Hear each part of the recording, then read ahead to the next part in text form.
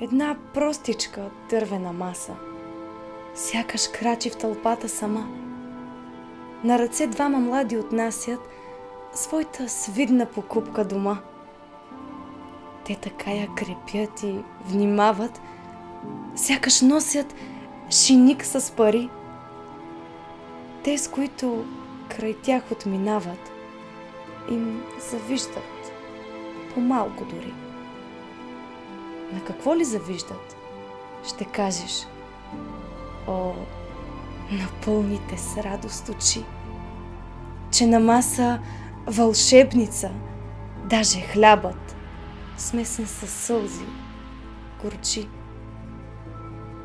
Подсладили се с мъничко радост и с дума човешка, добра, и коравият хляб ще е сладък,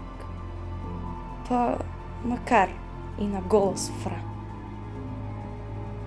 Една простичка дървена маса сякаш крачи в тълпата сама.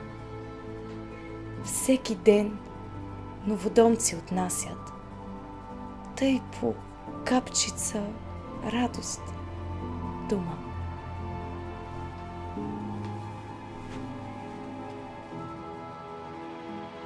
Вие гледахте "Щастие" от Дамян Дамянов. Напишете в коментарите кой автор искате да чуете в следващите епизоди. Приятна седмица!